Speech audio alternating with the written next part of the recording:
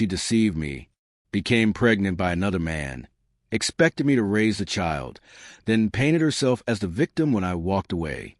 Hello, Reddit. I'm here to share what happened. I met Cassandra at a community food drive.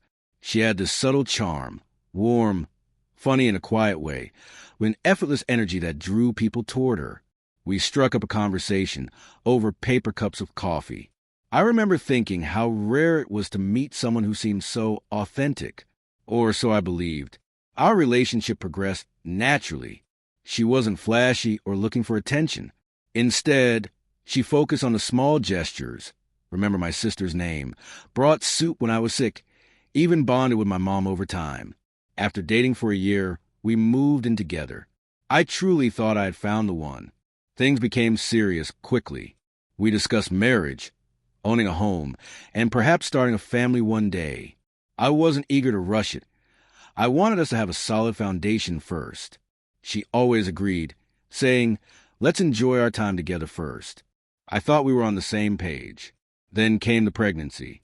It took me by surprise. Cassandra said it was unplanned, that her birth control must have failed. I was shocked, but not angry. Life happens. I believed in taking responsibility and assured her I would stand by her. Though I didn't feel prepared to become a father, my love for her gave me hope we could face it together. When I told her I wasn't leaving, she broke down crying. At the time, I thought it was relief. Looking back now, it felt more like guilt. The first sign that something was off came during a routine prenatal appointment.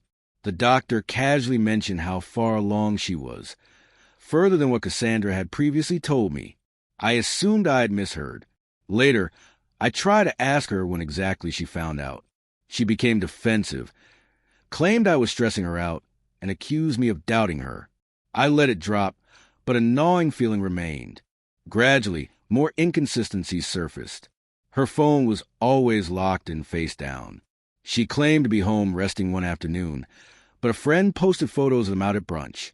I said nothing, but suspicion kept growing. One night, after she'd fallen asleep, my guilt wrestled with my instincts. Against everything I believed in, I checked her phone. I hated myself for it, but what I found destroyed the trust one had left. Hundreds of messages, texts, photos, videos, all exchanged with someone named Marcus. The truth was undeniable. They had been having an affair long into our relationship. One message burned itself into my mind. He still doesn't know. I can't believe he thinks it's his. That message was dated 2 weeks before Cassandra told me she was pregnant. I couldn't confront her, not that night. I ended up sitting in my car for hours, struggling to breathe, fighting the urge to scream. The next morning, I packed a bag and left. No arguments, no explanations. I simply walked away. Within hours, she bombarded my phone, calls, texts, voicemails. At first, she begged for forgiveness. Then came the anger. And finally, she twisted the story, telling our friends I had abandoned her when the going got tough. She cried to my mother, claiming I'd left her pregnant and alone. Many believed her, some still do. I remained silent, not because I lacked proof, but because I knew it wouldn't matter to those who had already chosen sides. A few weeks later, Marcus showed up at my door, not to apologize, but to gloat.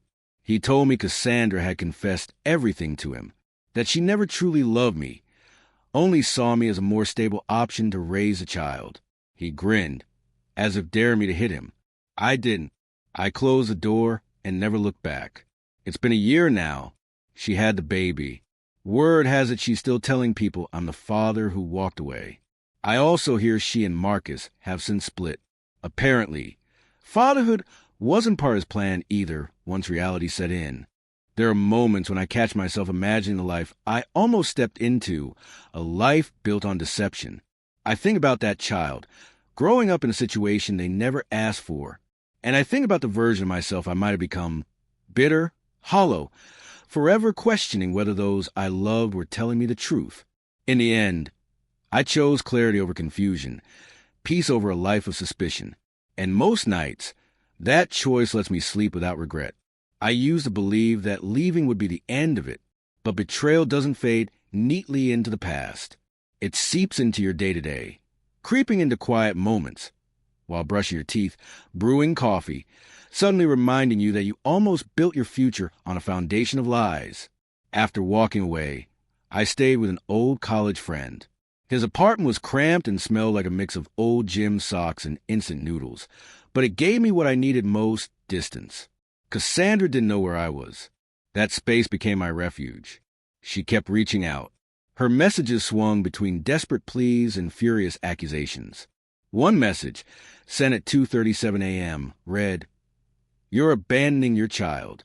But I wasn't abandoning anyone. I was leaving a lie behind. I didn't respond, not because I had nothing to say, but because I knew if I started it would spiral. I'd seen her twist words before, wrapping manipulation in a softness that masqueraded as love. Still, I kept the evidence. Screenshots, messages with Marcus, dated photos and timestamps that left no room for doubt. Not out of revenge, but because I feared she might try to come after me legally, demand child support, attempt to cement her false narrative. Quietly, I arranged for a paternity test without her knowledge. I needed certainty. The clinic collected my DNA sample, and 3 weeks later, the results arrived. 0% probability of paternity. It should have brought closure. Instead, it deepened the pain. I had already known the truth, yet seeing it printed on paper, with my name in bold beside the words "excluded as biological father," hit harder than I expected. I wasn't grieving the child. I was grieving the version of myself who had loved her, who had called her home. Then one day, everything escalated. I was in the break room at work when a co-worker whispered to me, "There's a woman out front with a baby asking for you." I froze. When I stepped out, there was Cassandra holding a small pink-wrapped bundle. Her eyes were swollen from crying. Her voice cracked as she said my name loudly enough for everyone to hear. I didn't know where else to go. I felt like I was on trial in front of an audience. She tried to hand me the baby, whispering, "I can't do this alone anymore. You promised you'd be there." My heart was pounding. Struggling to breathe, I took a step back and said firmly, "This isn't my child." Her expression hardened. It was like watching a mask snap into place. "So that's it? You just walk away? Pretend none of this happened?"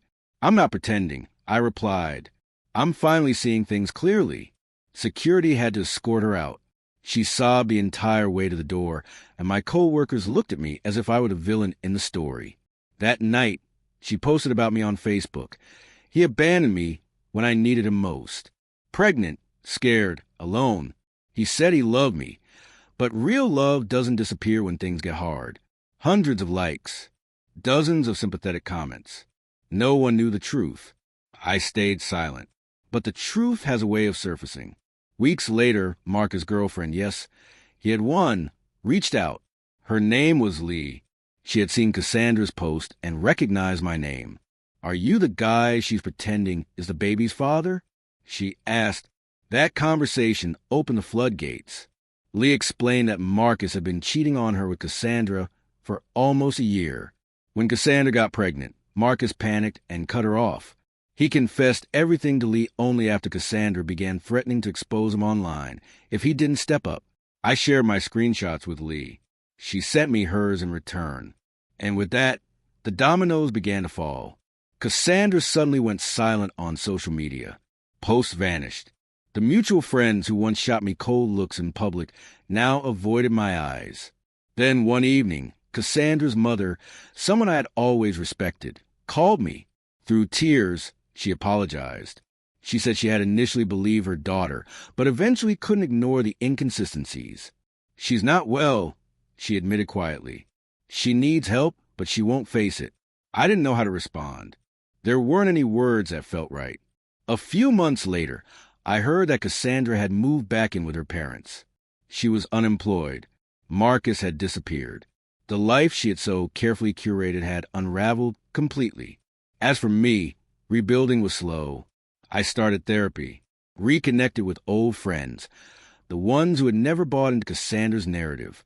Eventually, I began dating again, cautiously.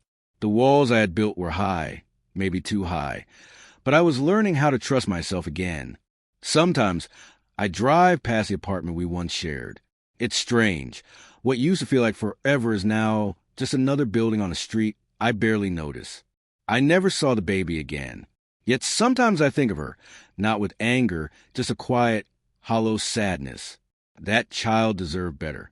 We both did. Betrayal changes you, not all at once, but piece by piece. It teaches you that love isn't always safe, and that some smiles hide sharp edges. But it also teaches something else. Walking away doesn't make you a villain. Sometimes it's the only path to freedom.